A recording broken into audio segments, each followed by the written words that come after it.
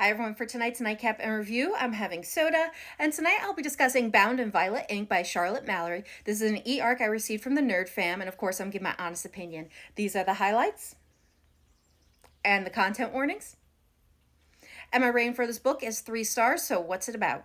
So this book is about Victoria, who is locked in a tower. She refuses to be used as a prisoner for her adoptive father. He is looking to use her as a tool to be married off to whoever he sees fit, and she should just smile and obey. But that is not who she is, and she is not interested in any of the men who are lining up to claim her. At her age, she is done playing games and just wants to live life for herself, which is why she decides to write to the most powerful prisoner in her father's prison. That person is none other than Cain, the infamous and powerful unseelie High Lord who has become an obsession for her. What started out as a form of rebellion has quickly turned into a risky game with dangerous consequences when he writes back to her.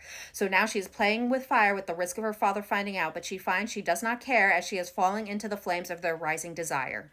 So what are my thoughts? Again, I'm giving this 3 stars. Now, I want to be clear. This is not a bad book. In fact, I think it's the start of a really cool full-length novel, which the author has indicated that with enough interest that this will be turned into a full-length novel, which I fully intend to read if that happens. But right now, this just feels like a book that was intended to be full-length that's been crammed into a novella with things cut out to fit that size. And for me, while I was definitely intrigued by what was happening in the storyline and the characters, I was left wanting a lot more. Because there's no character development, for me, this was just a book with a girl in a tower who writes to a guy in prison, and while they have great tension, there was just no development behind them for me to become invested in them.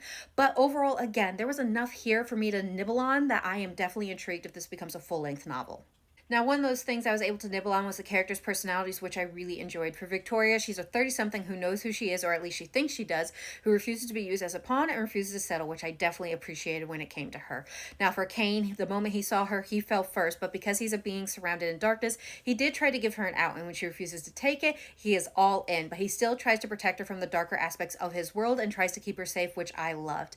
Now, this book is perfect for anyone who's looking for a novella that they can finish in one sitting. It will be available August 1st, but I am hoping this gets turned into a full-length novel, and I would be really excited to read that book. Overall, it was definitely interesting, and I do recommend it, and I hope everyone has a good night and happy readings.